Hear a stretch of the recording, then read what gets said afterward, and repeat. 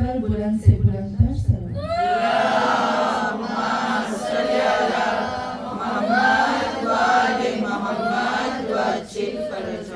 برائے خوشنودی علی اور اولاد علیہ السلام پر ایک دفعہ اور بلند سے بلند تر صلوات۔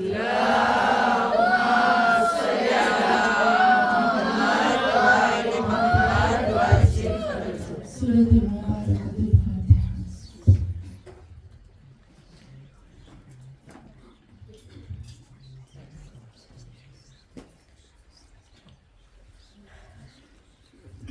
أعوذ بعزة الله الملك الحق المبين من شر ذي شر في العالمين، الصلاة والسلام على صاحب الدعوة النبوية والصولة الحيدرية والعصمة الفاطمية والحلم الحسنية والشجاعة الحسينية والعبادة السجادية والمآثر الباقرية والآثار الجعفرية والعلوم الكاظمية والحجج الرزفية والجود التقوية والنقاوة النقبية والهيبة العسكرية والغيبة الإلهية القائم بالحق صلوات اللهم صل على محمد وآل محمد وعجل فرجهم اللهم صل على فاطمة وأبيها وبعلها وبنيها وسر المستودع فيها بعدد ما أحاط به علمك صلوات اللهم صل على محمد وآل محمد وعجل فرجهم أما بعد فقد قال الله تبارك وتعالى في قرآن المجيد بسم الله الرحمن الرحيم والشمس وضحاها والقمر إذا تلاها والنهار إذا جلاها والليل إذا يغشاها والسماء وما بناها والأرض وما طحاها ونفس وما سواها فألهمها فجورها وتقواها قد أفلح من زكاها وقد خاب من دساها صلوات اللهم صل على محمد وآل محمد وعجل فرجهم۔ ہاں مومنات، میں نے ابھی جو سورہ کی 10 آیتیں پڑھی، 10 آیتیں سورہ شمس، سب کو بتایا نا، سورہ شمس والشمس وضحاها والقمر إذا تلا والنهار إذا جلا۔ کوئی مجھے بتائے گا کہ اس سورہ میں اللہ کتنی قسمیں کھاتا ہے؟ قسمیں کھا رہا ہے نا؟ مجھے قسم ہے سورج کی، وضحاها اور اس کی روشنی کی، 2 قسم، والقمر چاند کی قسم، اذا تلاها جب اس کے پیچھے آتا ہے، والنہار اذا جلاها مجھے دن کی قسم۔ کون بتائے گا کتنی قسمیں کھاتا ہے اللہ؟ 11 قسمیں، 11 قسمیں، عجب نہیں ہے؟ تو جب آپ کبھی سورہ شمس پڑھتے ہو آپ عجب ہوتے ہو؟ کچھ ہوتا ہے؟ کبھی جب ہم سورہ شمس پڑھیں کچھ ہوتا ہے ہمیں؟ آپ کو میں کتنی دفعہ ایک چیز بتا چکی ہوں، میں پھر دوبارہ اس کو بتاتی ہوں۔ ایک دفعہ ایک عالم کے پاس عرب بدھو آتا ہے، یعنی بہت گھامڑے کا عرب آتا ہے، غریب ہوتا ہے، اس کو کہتا ہے کہ مجھے کوئی آیت دو کہ جو میری زندگی کو بدل دے، مجھے رزق میرے پاس ہے، میرے سب کچھ میرے پاس ہے۔ وہ عالم اس کو آیت دیتا ہے سورہ شورى کی آیت نمبر 19، اللہ لطیف بعبادہ یرزق من یشاء۔ وہ چاہتا ہے، وہ پڑھتا ہے، کافی سال کے بعد جب وہ واپس آتا ہے تو وہ عرب جو وہ عالم بیٹھا ہوتا ہے اور دیکھتا ہے کہ ایک سرخ اونٹوں پر، جب ہم یہاں کہتے ہیں نا بڑی بڑی موٹر ہوتی ہے، بڑی بڑی برانڈڈ کی موٹر ہوتی ہے نا، مارک والی موٹر، تو اس وقت سرخ اونٹ ہوتے تھے عربوں میں، لال کلر کے اونٹ، لال کلر کی اونٹوں پہ ایک عرب آ رہا تھا اور اپنے غلاموں کے ساتھ۔ وہ جو عرب آتا ہے نا اس عالم کے پاس آتا ہے اور عالم کو کہتا ہے مجھے پہچانا؟ اس نے کہا نہیں میں نے نہیں پہچانا۔ کہا میں وہ عرب ہوں، وہ گھامڑے کا غریب عرب تھا جس کے کپڑے بھی پھٹے ہوئے تھے، تمہارے پاس آیا تھا اور تم نے مجھے آیت دی، اس آیت نے میری زندگی بدل دی. اللہ لطیف بعبادہ یرزق من یشاء وہو القوی العزیز. اس نے میری زندگی بدل دی. تو اس نے کہا اچھا اب تمہیں کیا چاہیے؟ اس نے کہا اب مجھے کوئی ایسی آیت بتاؤ جو میری روح کو طاقت دے. اس نے کہا ٹھیک ہے. اس عالم نے سورہ شمس پڑھنا شروع کی. اس نے پڑھا والشمس وضحاہا. میں وہ سوچتی ہوں نا جب ہم لوگ پڑھتے ہیں تو ہم لوگوں کو جب قرآن پڑھتے ہیں تو ہمیں اثر ہی نہیں ہوتا، کہ وہ عرب جو تھا وہ گامڑے کا تھا، وہ کاؤنٹ کرتا ہے، گنتا ہے. والشمس وضحاہا، قسم ہے مجھے سورج کی، اس کی روشنی کی، چاند کی جب وہ ہوتا ہے، اور پھر کہتا ہے واللیل اذا یغشاہا، اور رات کی جب وہ چھا جاتی ہے، والنہار اذا جلاہا، اور دن جو ہے والسماء وما بناہا، اور آسمان جب اس کو بنایا گیا، والارض وما طحاہا، اور جب زمین کو بچھایا گیا، ونفس وما سواہا، اور وہ نفس جس کو بہت ڈسپلن کے ساتھ آرگنائز کر کے اس کو پھیلایا گیا، اور پھر فالہمہا فجورہا، الہام کیا گیا اچھائی کا برائی کا. وہ کاؤنٹ کرتا ہے 1 2 3 4 5 6 7 8 9 10 11. جب 11 پہ آیا تو وہ چونک گیا. عرب ایک ہی دفعہ اس نے سورہ سنی تھی. اس عالم کو کہتا ہے کیوں اس سورہ میں میرا رب 11 قسمیں کھاتا ہے؟ کیوں میرے رب نے 11 قسمیں کھائیں؟ کبھی آپ نے سوچا؟ اور وہ کیا کہتا ہے، کس نے مجبور کیا میرے رب کو کہ ہم جیسے گناہگاروں کے سامنے قسم کھا کر یقین دلائے؟ اللہ کو ضرورت ہے ہمارے سامنے قسم کھانے کی؟ میرے رب کو قسم کھانے کی ضرورت نہیں ہے.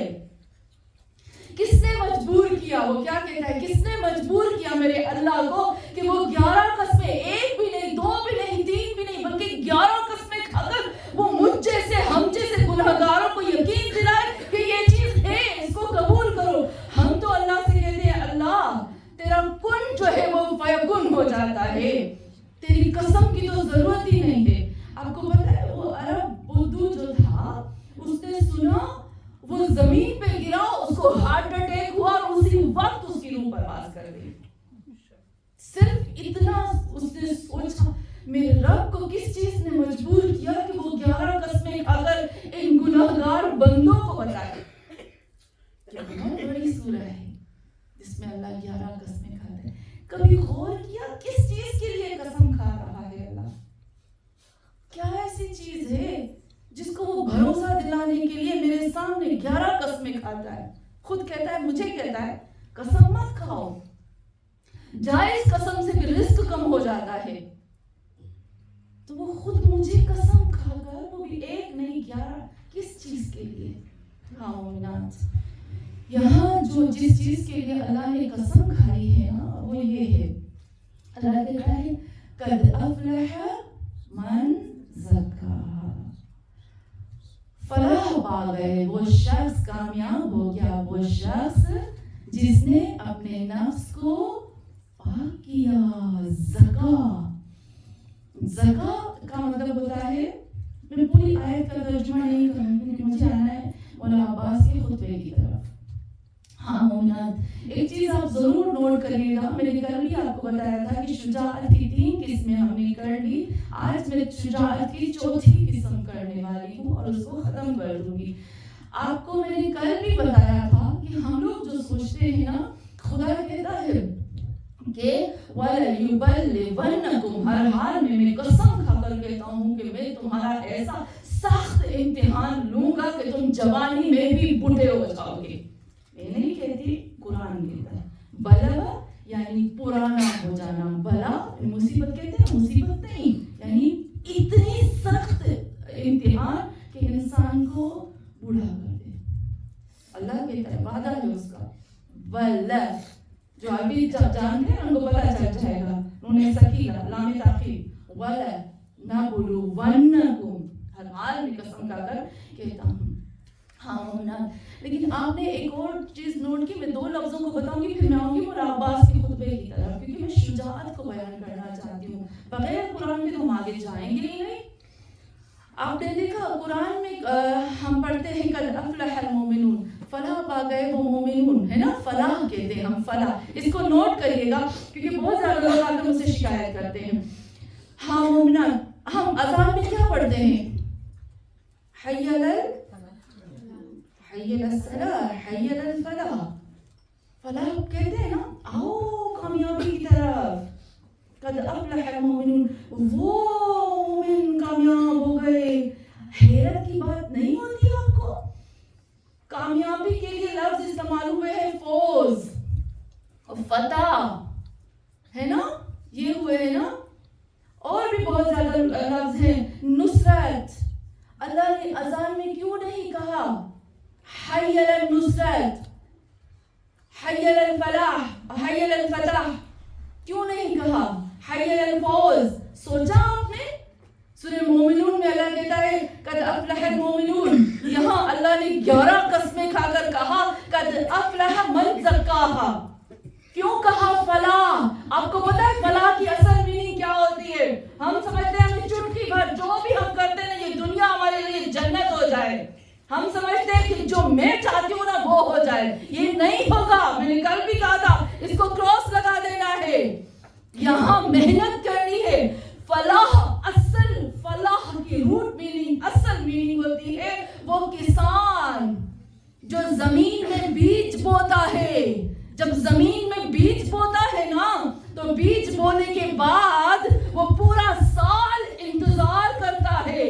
جب پورے سال کی محنت کے بعد اس کی فصل پک جاتی ہے اور فصل پکنے کے بعد جب اس کو پھل ملتا ہے وہ جو خوشی مناتے ہیں اس کو کہتے ہیں فلاح. ہم جب کہتے ہیں اللہ کہتا ہے حی علی الفلاح، محنت کرو پھل پاؤ. یہ دنیا فوراً آرام سے نہیں ملے گی، اس میں محنت کرنی، اس میں بھاگ دوڑ کرنی. من زکا کا مطلب کیا ہوتا ہے؟ زکات اسی سے نکلا ہے نا. ہاں مومنات، زکات کی میننگ ہوتی ہے، ہم کہتے ہیں اپنے آپ کو پاک کر دینا، زکا کر دینا. زکات کی روٹ میننگ، اصل میننگ ہوتی ہے کہ آپ نے دیکھا ہوگا آپ کے پاس جو جھاڑ ہوتے ہیں نا، درخت ہوتے ہیں، اس کے سامنے کچھ گندگی آ جاتی ہے نا، کیڑے آ جاتے ہیں، کیڑے آ جائیں گے، گندگی آ جائے گی. جب ہمارے جھاڑ یا پلانٹ یہ جو ہوتے ہیں ان کے آگے پیچھے گندگی آ جائے، کیڑے آ جائے جو ان کو گروتھ کرنے سے، آگے بڑھنے سے اس کو روکتا ہے، اس گندگی کو صاف کرنا، اس کو کلین کرنا، ان کیڑوں کو ختم کرنا، اور ختم کرنے کے بعد آپ دیکھتے ہو کیسے وہ فوراً گروتھ کرتے ہیں نا، بڑھتے ہیں، تو اس کے بڑھنے کو کہتے ہیں زکا. کیا میرے اللہ نے کہا؟ 11 قسم کھا کر کہا قد افلح، کامیاب، محنت کے ساتھ کامیاب ہو گیا وہ جس نے تمام اپنے جسم، اپنے روح، اپنی فکر کی ہر گندگی، غلاظت، ہر چیز کو صاف کیا تاکہ وہ اور آگے بڑھ سکے، تاکہ وہ اللہ اور اس کے رسول اور ایمان کی طرف صاف اور کلین جا سکے. یہ قسمیں کھائی ہیں میرے رب نے. اور جو شخص، یہاں بہت زیادہ علماء یہ کہتے ہیں جو شخص بھی قد افلح من زکا، جس نے اپنے آپ کو زکا کیا، وہ زمین کا شجاع ترین انسان ہوتا ہے. بہادر ترین انسان وہ ہے جو اپنے آپ کو زکا کرتا ہے. میں نے کل بھی بتایا تھا کہ شجاع کی قسمیں ہوتی ہیں نا، ایک وہ ہوتا ہے جو العلم والجسم، اور پھر جو کیا کرتا ہے، جو دنیا کے دکھوں تکلیفوں سے لڑتا ہے. تو ہاں مومنات، اور چوتھی قسم شجاع کی یہی آتی ہے کہ جو اپنے آپ کو اتنا کلین کرتا ہے. اور احادیث میں ملتا ہے کہ سب سے زیادہ جو شجاع ترین شخصیت ہے 14 معصومین کے بعد، وہ ہے عباس.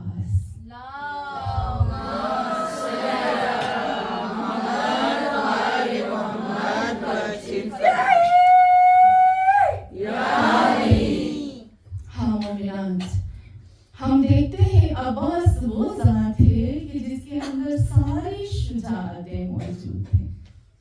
ان کے پاس علم بھی ہے، کیونکہ روایات میں ملتا ہے کہ حضرت عباس فقیہ تھے. مولا عباس اور علی اکبر جب بھی کوئی امام حسین کے پاس آتے تھے نا فقہ کسی بھی قسم کے سوال کے لیے، وہ امام حسین یا علی اکبر کے پاس بھیجتے تھے یا بھیجتے تھے حضرت عباس کے پاس.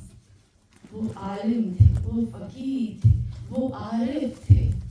برائے خوشنودی محمد و آل محمد بلند سے بلند تر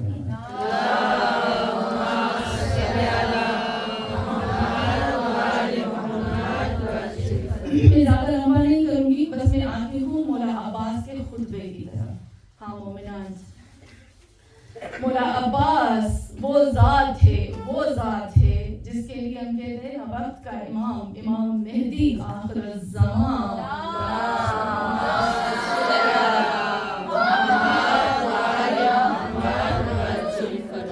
امام مہدی آخر الزمان کے لیے ملتا ہے نا کہ امام موسیٰ کاظم، امام حضرت موسیٰ علیہ السلام کو جب خداوند عالم نے محمد صلی اللہ علیہ وآلہ وسلم امام مہدی کی معرفت دی تو حضرت موسیٰ نے خدا سے کہا خدا مجھے مہدی بنا. اللہ نے کہا نہیں، کہا مجھے مہدی بنا. بلا مہدی نہیں بناتے ہو تو مجھے کچھ اور بناؤ، اس کی خوشبو دے دو. اللہ نے کہا مہدی، محمد اور مہدی ایک ہے. 14 معصومین دوبارہ نہیں بن سکتے، نہ ان کو کوئی ان کی خوشبو بھی دی جا سکتی ہے.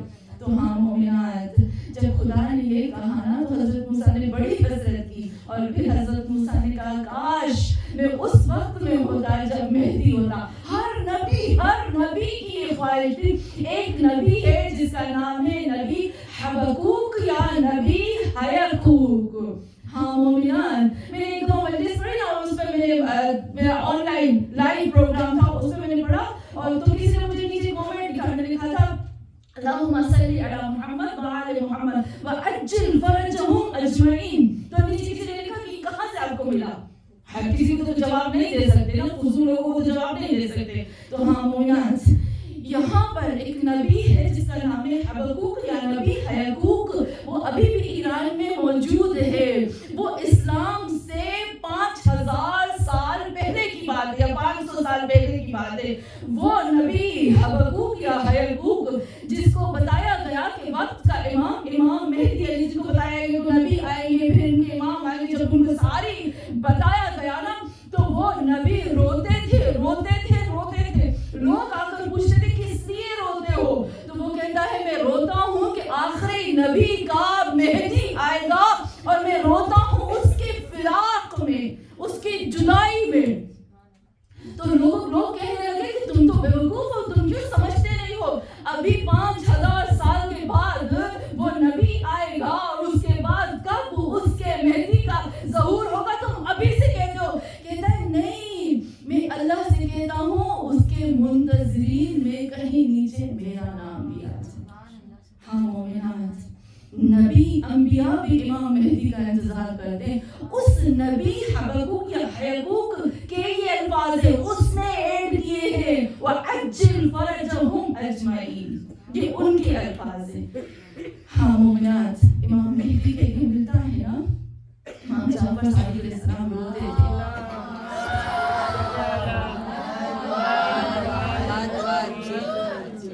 امام جعفر صادق علیہ السلام روئے، ہر امام رویا، امام باقر علیہ السلام روئے، امام ہادی نے تو انتظام کیا، امام رضا علیہ السلام سر پہ ہاتھ رکھتے تھے. ہم سب کو پتا ہے. اور جو عشق امام مہدی سے کیا نا کسی سے نہیں کیا. وہ امام مہدی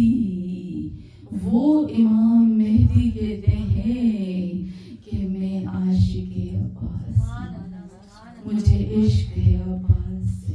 ایک عالم نے خواب میں دیکھا کہ امام مہدی کو دیکھا ہے کہ امام مہدی کے پاس عریضے آتے ہیں نا، ہم زری میں عریضے ڈالتے ہیں نا، امام حسین کی زری میں ڈالا، جسے ہم جاتے ہیں ہمیشہ ڈالتے ہیں.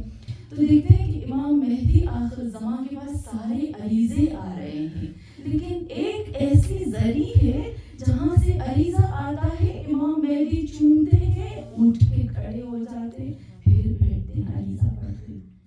جب آتا ہے تو عالم کہتا ہے میں نے خواب میں پوچھا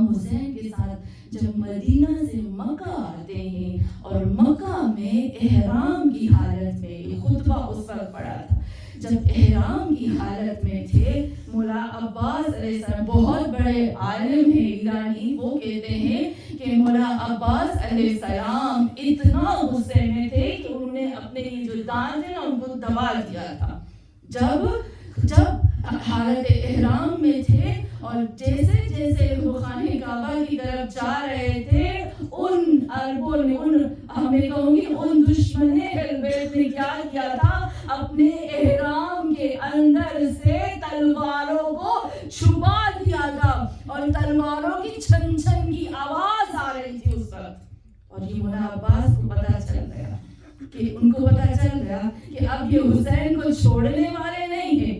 مولا عباس جاتے ہیں خانہ کعبہ کی چھت کے اوپر۔ ایک سوال پوچھوں گی آپ سے، ہم جب خانہ کعبہ کے سامنے ہوتے ہیں، خانہ کعبہ ہمارے سامنے ہوتا ہے تو ہمارا جو چہرہ ہوتا ہے وہ خانہ کعبہ کے سامنے ہوتا ہے، جب خانہ کعبہ کی چھت پہ ہوتے ہیں تو کہاں حضرت عباس کا چہرہ ہوگا؟ حضرت عباس کا قبلہ کیا تھا اس وقت؟ ان کا چہرہ کس طرف تھا؟ مکہ کی طرف، مدینہ کی طرف، نجف کی طرف، جنت البقیع کی طرف، کہاں؟ اور حسین کی طرف۔ ہاں مومنات، یہاں پر ایک چیز، آپ دو چیزیں نوٹ کریے گا۔ میں کہتی ہوں نا ہمارے پاس اتنا ٹائم نہیں، لیکن ہم اس کی ڈیٹیل میں جائیں نا ہمیں عشق ہو جاتا ہے۔ قرآن نے مجھے سکھایا ہے اہل بیت سے عشق کرنا، مجھے قرآن نے سکھایا، مجھے قرآن نے بتایا کہ عشق اہل بیت اور عشق محمد کیا ہوتا ہے۔ پتہ ہے جب حضرت عباس علیہ السلام خانہ کعبہ کی چھت پہ تھے تو ان کا چہرہ جو تھا وہ سب کو بتاتے ہیں میرا قبلہ حسین، حسین کی طرف چہرہ کر کے بتاتے ہیں کہ یہ ہے میرا قبلہ، اے لوگوں جان لو، عباس کو جان لو، یہ میرا قبلہ ہے۔ اگر تم خانہ کعبہ کی چھت پہ ہو تو یہ تمہارا قبلہ ہے۔ ہاں ہم سب کو پتا ہے، آپ نے سورہ آل عمران تو ضرور پڑھی ہوگی، اس میں آپ کو پتا ہے نا 13 سال تک مسلمان جو تھے وہ بیت المقدس کی طرف چہرہ کر کے نماز پڑھتے تھے، ہے نا؟ تو پھر کیا ہوا کہ اچانک کیا ریزن بنا، کیا سبب بنا کہ اچانک مسلمانوں کا قبلہ بدل گیا؟ اور وہ بھی ایسے نہیں کہ آ کر رات کو حضرت جبرائیل نے کہا کہ اب ادھر پڑھنا ہے، نہیں، نماز کے بیچ میں ہاتھ کو پکڑ کر ٹرن کر دینا، یہ بڑی بات ہے، اچانک سے کر دینا۔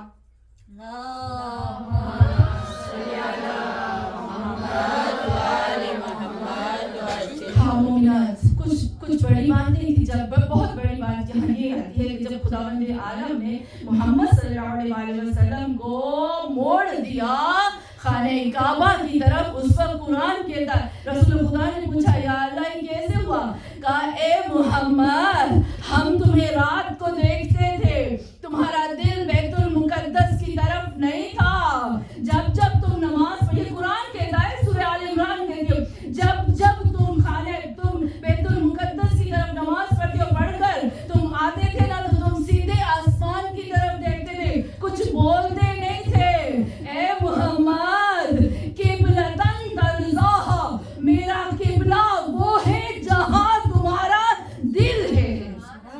ہاں مومنان، محمد کا دل تو مباہلہ میں پتہ چل گیا، محمد کا دل تو غدیر میں پتہ چل گیا، محمد کے دل کا تو سب کو پتہ ہے کہ محمد کے دل میں یہ 4 بستے ہیں، فاطمہ، حسن، حسین اور علی، یہی قبلہ ہے۔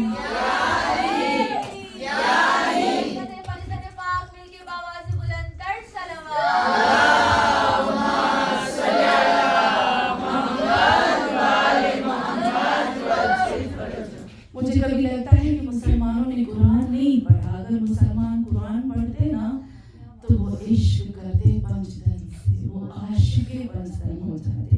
ہاں مومنات، اسی طریقے سے عباس بتاتے ہیں خانہ کعبہ کی چھت پر کھڑے ہو کر کہ میرا قبلہ ہے وہ جہاں محمد کا دل ہے، اور محمد کا دل ہے حسین۔ ہاں مومنات، خانہ کعبہ کی چھت پہ کھڑے ہو کر جو پہلے الفاظ پڑھے ہیں نا اپنے مولا عباس نے، وہ یہ پڑھے الحمدللہ الذی، کیا کہتے ہیں؟ الحمدللہ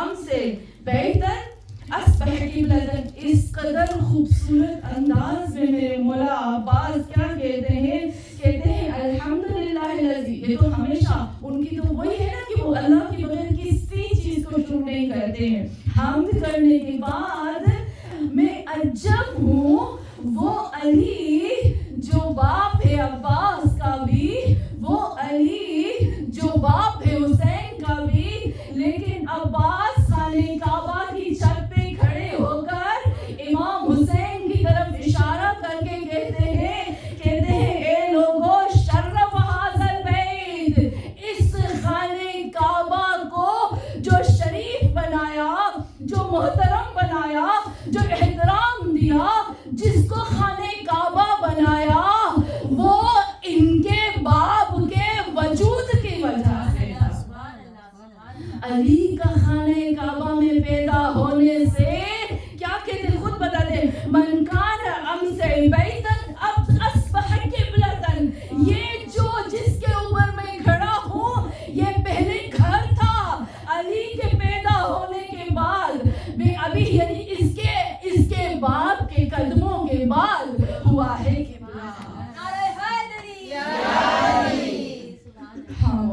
اس قدر خوبصورت. مجھے نہیں پتا میں پورے خطبے میں پہنچ پاؤں گی یا نہیں پہنچ پاؤں گی. میں یہ خطبہ پڑھتی ہوں نا میں خود کہوں گی کہ میرے روارے کھڑے ہو جاتے ہیں. یہ خطبہ پڑھتی ہوں میں تو مجھے کچھ ہونے لگتا ہے. عباس, ہم نے آپ کو فقط اور فقط اپنے مقصد کے لیے استعمال کیا, اپنی حاجتوں کے لیے کرنا چاہیے. کہاں جائیں گے ہم کہاں جائیں گے در اہل بیت کے لیے, لیکن ہم اتنے سیلفش ہیں کہ ہم نے ان کو اپنی ہی حاجتوں میں محدود کر دیا, ان کی حقیقت کو کھو بیٹھے.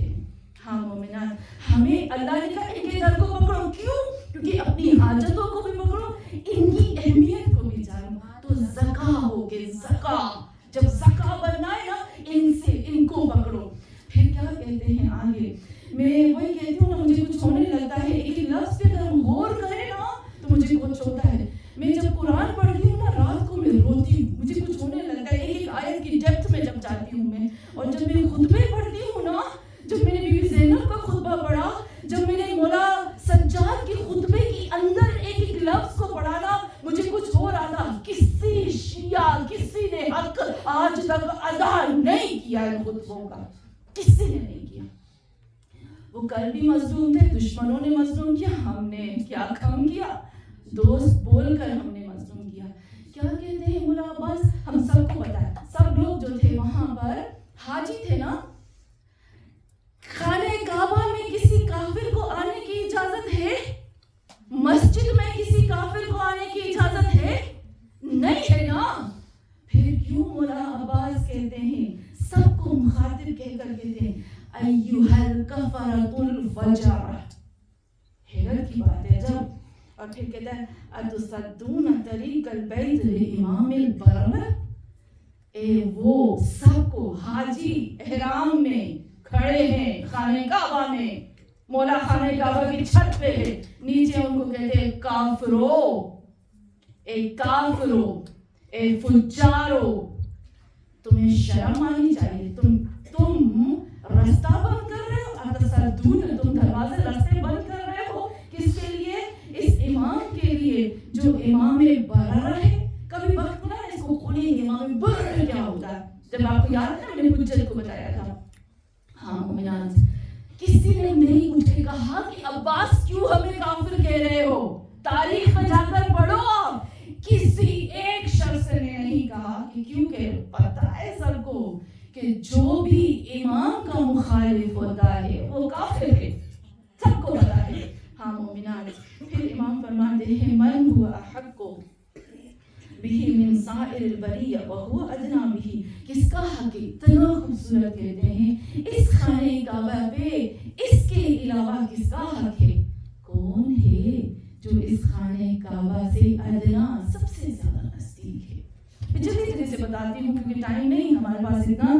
پھر جو بہت میں کہتی ہوں نا خطبہ کچھ تھوڑا سا ہے, بہت لمبا نہیں, کیونکہ ٹرانسلیٹ کرنے میں تو لمبا ہو جائے گا نا, کیونکہ خطبہ ہے بہت تھوڑا سا, لیکن بہت ہی خوبصورت ہے. بہت پوری امامت کا نچوڑ بتا دیا. آپ نے کل اس دن دیکھا تھا 3 دن میں نے مولا عباس کے شعر پڑھے تھے، رجز تھے اس میں کسی نے دیکھا کربلا کے میدان میں عباس ہم کو توحید نبوت امامت قیامت سکھا رہے ہیں. عباس ہم کو توحید نبوت امامت قیامت سکھا رہے ہیں. ہم نے سیکھا، ہم نے عباس کو کوئی بھی محدود کر دیا، لمٹ کر، کیونکہ ہم سیلفش ہیں، ہمیں اپنا دیکھنا ہے. تو ہاں مومنان برائے خوشنودی محمد و آل محمد بلند سے بلند تر صلوات.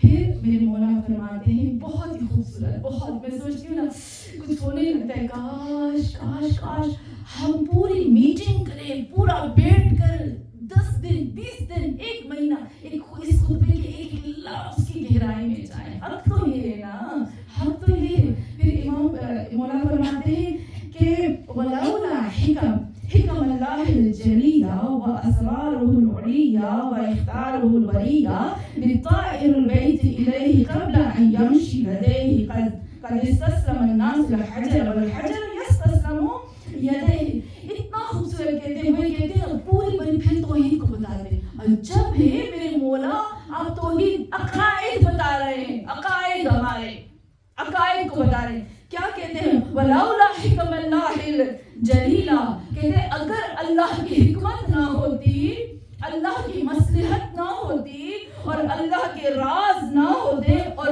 وہ راز اسرار العلیہ، وہ راز جو انسان کی عقلوں سے بہت آئے ہیں، وہ راز کہ جن میں انسان کی عقلیں پہنچ ہی نہیں سکتی. تم لوگ کبھی مت سوچنا کہ تم اللہ کے رازوں کو جان پاؤ گے، اللہ کی حکمت کو جان پاؤ گے. اللہ کی اگر حکمت نہ ہوتی، اللہ کا یہ راز نہ ہوتا، تو تم دیکھ رہے ہو کہ یہ خانہ کعبہ کی طرف لوگ آ رہے ہیں، لیکن تم دیکھتے اپنی آنکھوں سے یہ خانہ کعبہ اپنی زمین اپنی جگہ سے اکھڑ جاتا اور حسین کے اوپر پرواز کرتا اور حسین کے گرد طواف کرتا. یہ مولا عباس ان لوگوں کو بتاتے ہیں. معرفت عباس کو دیکھیں، کبھی ایک لفظ نہیں کہا میرے باپ کا بیٹا، نہیں کہا میرا بھائی، کہا امام ہے وہ. سوچو، نہیں کہا علی میرے باپ، کہا اس کے باپ، اس کا باپ خانہ کعبہ میں بیٹا. اس سے بڑی معرفت کیا ہوگی؟ کیا ہم خوش نصیب نہیں ہیں کہ عباس جیسی ذات اللہ نے ہم جیسوں کو دی؟ کیا اس سے بڑی خوش نصیبی کیا ہو سکتی ہے؟ میں اللہ سے کہتی ہوں، اے اللہ تم نے ایک مجھے زندگی دی ہے، بہت تھوڑی دی ہے. یہ ایک زندگی میری قرآن کے لیے پوری نہیں ہوتی. میں محمد اور آل محمد کے خطبوں اور ان کی معرفت اور ان کے عشق کو کہاں جان پاؤں گی؟ یہ ایک زندگی ان کے لیے بہت کم. خوش نصیب ہے ہم کہ اللہ نے قرآن دیا، محمد دیے، فاطمہ دی، حسن دی، حسین دیے، زینب دی، علی دیے اور عباس جیسی ہستی دی. اہل بیت بلند تر صلوات.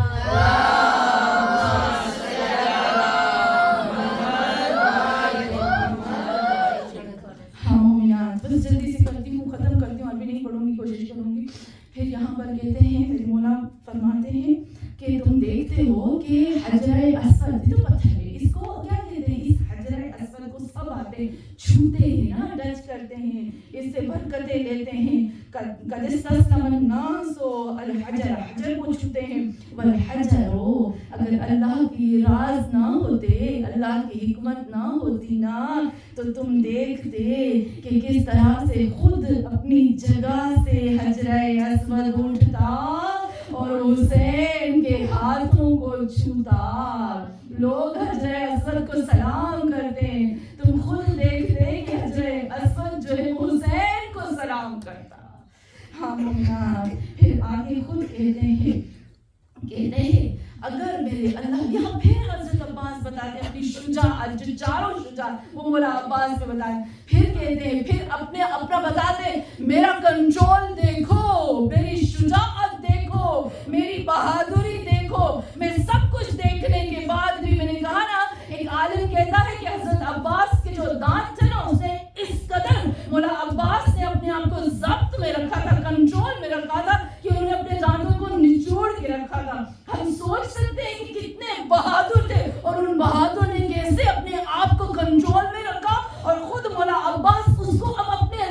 بتاتے ہیں، کہتے ہیں اگر اللہ کی مشیت نہ ہوتی نا، اللہ کی رضا نہ ہوتی نا، اللہ کا حکم نہ ہوتا نا، اللہ کا قانون نہ ہوتا تو تم دیکھتے کہ عباس ایک باز، ایک بھوکے باز، ایک ایگل، ایک وحشی ایگل کی طرح تم لوگوں کے اوپر جھپٹ پڑتا، اور جس طرح سے چکلی اور جو چڑیا ہوتی ہے نا، باز ان کو نوچ کے رکھ دیتا ہے، عباس تم کو نوچ کے رکھ دیتا، پر عباس کو روکا ہے خدا کی مشیت نے، قانون الہی نے عباس کو روکا۔ ہم کو سکھاتے تم نے قانون الہی کتنا انجام دیا۔ ہاں مومنات، پھر اس کے بعد یہاں پر بہت زیادہ الفاظ آتے ہیں، میں سب کو چھوڑ دیتی ہوں، پھر یہاں قرآن کی بات کرتے ہیں، کہتے ہیں تم لوگ کیا کہ تم لوگ کمپیئر کر رہے ہو، تم کہتے ہو کہ یہ یزید اور یہ سب کو کمپیئر کہتے ہیں نا۔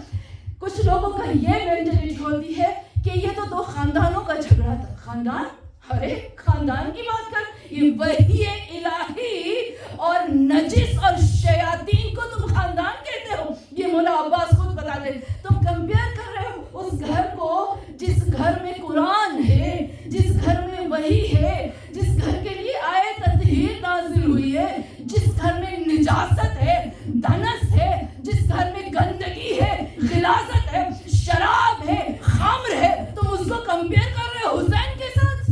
یہ مولا عباس اس وقت خانہ کعبہ کی چھت پر بتاتے ہیں، اور پھر بتاتے ہیں، کہتے ہیں کہ اے لوگوں، یہ آخری پیراگراف کرتی ہوں، بس اس کو ختم کرتی ہوں، کہتے ہیں اے لوگوں تم غلطی کر رہے ہو، تم بہت بڑی غلطی کر رہے ہو۔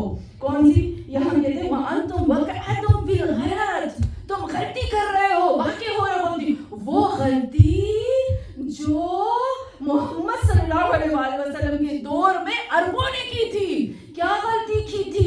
یہ غلطی کی تھی کہ وہ لوگ سب باطل سب جمع ہو گئے تھے اور کتنے 40 قبیلوں کو ملا لیا تھا، اور ایک محمد کو قتل کرنے کے لیے سب مل گئے تھے، لیکن نہیں کر پائے، اپنے ارادے تک نہیں پہنچ پائے، کیونکہ علی تھے، اور علی جب تک تھے محمد کو کچھ نہیں ہو سکتا تھا۔ اور وہ غلطی تم کر رہے ہو، تم حسین کو اس طرح سے مارنا چاہتے ہو، لیکن غلطی تم نہیں کر پاؤ گے کیونکہ میں عباس موجود ہوں۔ دو لفظ عباس کے میرے دل کو چیر دیتے ہیں، پتہ ہے یہ میں جب پڑھتی ہوں نا مجھے کچھ ہوتا ہے۔ آخری الفاظ، ہاں مومنات، یہاں پر مولا عباس کہتے ہیں چلو میں تمہیں بتاؤں، ایک طریقہ بتاتا ہوں حسین کو قتل کرنے کا۔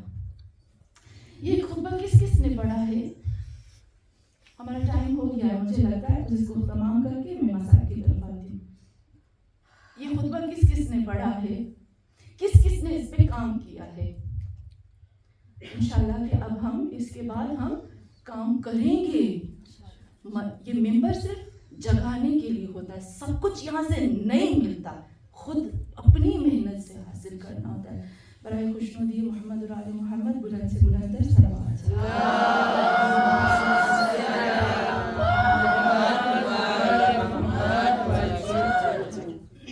پتہ ہے یہ جو الفاظ ہیں نا، آخری الفاظ بالکل لاسٹ والے، وہ میرے دل کو چھو جاتے، میرے دل کو چبھتے ہیں۔ کہتے ہیں آؤ میں تمہیں بتاؤں، مولا عباس کہتے ہیں خانہ کعبہ کی چھت پر، مجھے ابھی تک نہیں ملا، کسی کا نہیں ملا کہ کسی نے نیچے سے اٹھ کے کہا ہو کہ مولا عباس آپ نے غلط پڑھا ہے، آپ نے یہ کیوں کہا ہے، میری نالج میں نہیں ہے، شاید کسی کو مل جائے، پر جہاں تک میری نالج ہے مجھے ابھی تک نہیں ملا۔ تو ہاں مومنات، کہتے ہیں آؤ میں تمہیں بتاؤں حسین کو شہید کرنے کا طریقہ، آؤ میں بتاؤں کہ حسین کو کس طرح سے قتل کرو گے۔ پھر خود کہتے ہیں کہ تعالو اخبر، کھڑے ہو جاؤ، اٹھو، میں تمہیں بتاتا ہوں حسین کو قتل کرنے کا بادل، تم سب مل جاؤ، قتل مجھے قتل کر دو، مجھے قتل کر دو۔ اور پھر آگے کہتے ہیں وَضْرِبُوا عُنُقِي، میری گردن کو اڑا دو، میری گردن کو کاٹ دو، مجھے قتل کرو، میری گردن کو کاٹ دو، پھر جا کر تم حسین تک پہنچ پاؤ گے، جب تک میں زندہ ہوں تم حسین تک نہیں پہنچ پاؤ گے۔ ہاں مومنان، آخر میں کیا کہتے ہیں، یہ کام کرو گے تو تم اپنی مراد تک پہنچو گے، ورنہ تم نہیں پہنچ پاؤ گے۔ اور کہتے ہیں پھر یہاں نیچے میرے مولا عباس کچھ ایسے الفاظ بولتے ہیں جیسے ہم کہتے ہیں نا ان سب کو ایک بددعا دے دی بی بی زینب کی طرح. سیم بی بی زینب کے الفاظ کہتے ہیں مثالکم لا بلغ اللہ، اللہ کبھی بھی تمہیں تمہارے جو نجس ارادے ہیں نا ان تک نہیں پہنچائے گا. اللہ تمہاری زندگیوں کو، اللہ تمہارے دنوں کو، یعنی کہتے ہیں تمہاری زندگیوں کو ختم کر دے گا. تمہارے پاس صرف تھوڑے سے دن ہوں گے زندہ رہنے، اس کے بعد تم لوگ مر جاؤ گے. وہ اولادکم، اور تمہاری نسلیں بھی ختم ہو جائیں گی.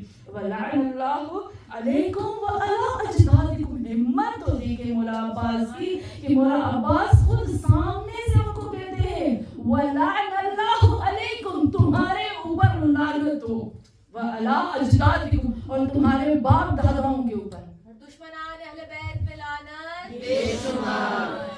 ہاں مومنات، ہم نے دیکھا یہاں پر انہوں نے یہ الفاظ کہہ کر ختم کر دیا خطبے کو. یہ سیم ورڈ، سیم لفظ بی بی زینب نے اپنے خطبے میں استعمال کیے ہیں. ہم نے دیکھا کہ مولا عباس جو ہیں وہ کس قدر عاشق حسین تھے.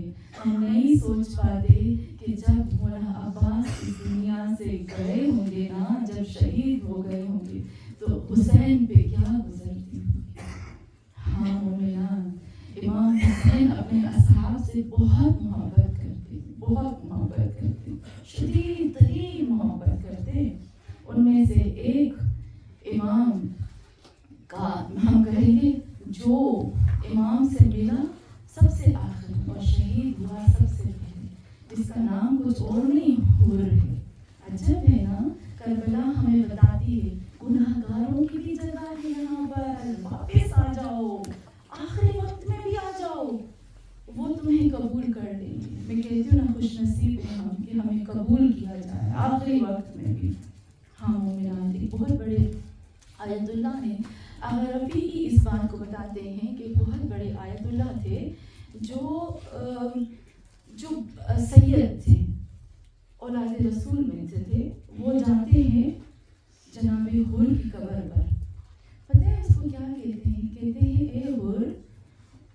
اے حر، میں 3 فضیلتوں میں تم سے زیادہ ہوں. ایک تو میں سید ہوں، میں اولاد زہرا ہوں، تم نہیں ہو. پھر کہا 3 فضیلتیں میری تم سے زیادہ ہیں، پھر بھی میں کیوں گردن جھکا کر احترام سے تمہاری قبر پہ آتا ہوں. اتنا خوبصورت بتاتی ایک میسج ہے ہمارے لیے. کہا ایک تو میں اولاد زہرا ہوں، دوسرا کہا کہ میں مجتہد ہوں، میں علم میں تم سے بہت آگے، میں مجتہد ہوں. تیسرا کہا تمہارے پاس جو ہے نا صرف 1000 لوگ ہیں، لیکن میری تقلید کرنے والے نہ جانے کتنے ہزاروں ہیں. پھر آخر میں کہتا ہے اے حر، اس کے باوجود کہ میں تم سے 3 فضیلتیں رکھتا ہوں، تم مجھ سے جیت گیا، تم مجھ سے جیت گیا. سب سے پہلی فضیلت یہ ہے کہ حسین نے تیری گردن پر رومال باندھا. پھر کہتا ہے اور فضیلت یہ ہے حر کہ حسین نے مہر لگا دی، حسین نے مہر لگا دی کہ تو کامیاب ہو گیا. حر تجھے یقین ہے تو کامیاب ہو گیا، لیکن مجھے ابھی تک یقین نہیں ہے، مجھے وہ مہر نہیں ملی. حر تو مجھ سے افضل ہو گیا. ہاں زیادہ امام، میں کہوں گی آج جناب حر کے تھوڑے سے مسائل پڑھتے ہوں تاکہ ہمارے حسین ہم سے راضی ہو جائے. ہاں مومنات، جناب حر وہ تھے کہ جس نے سب سے پہلے حسین کا رستہ روکا. جب جناب حر آئے تھے نا تو بی بی سکینہ ڈر سی گئی تھی، سہم گئی تھی. ہتھیاروں کی آواز سنی تھی نا، بچی تھی نا. اللہ، ایک وقت آتا ہے کہ حر حسین کے پاس آتے ہیں اور پھر لڑنے کی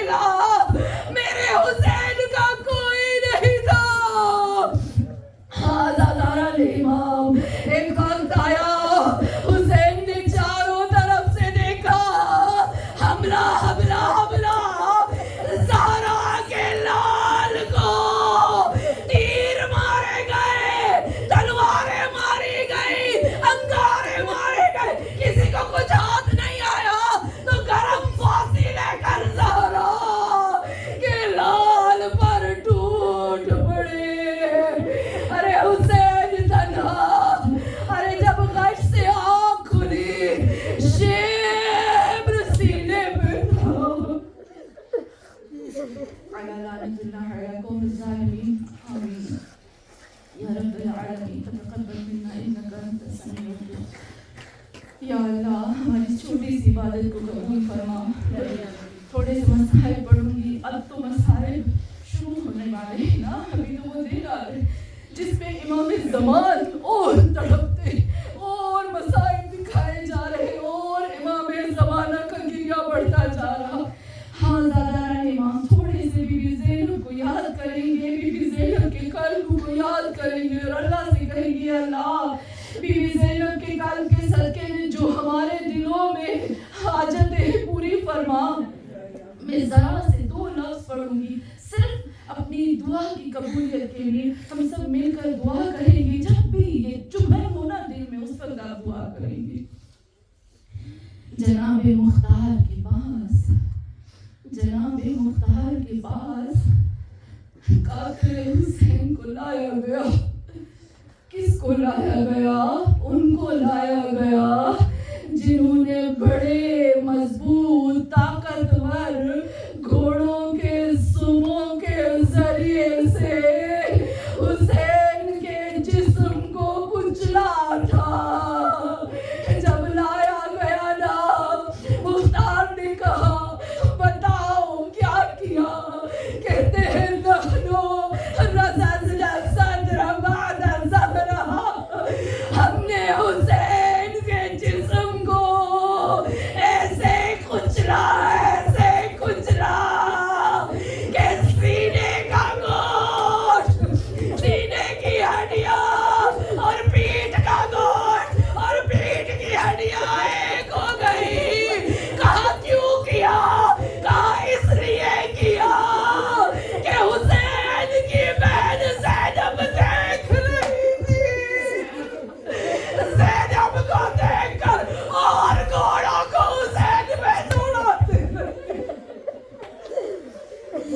یا اللہ زینب کے قلب کے صدقے میں ہمارے دلوں میں جو حاجتیں پوری فرما ہمارے مشکلات کو حل فرما حسین کے صدقے میں جس نے حسین کو عباس کو قرآن کو اہل بیت کو اپنے گھر میں دعوت دی اے اللہ ان کی مشکلات کو حل فرما ان کی حاجات کو پورا فرما ہمارے وقت کے امام کا ضرور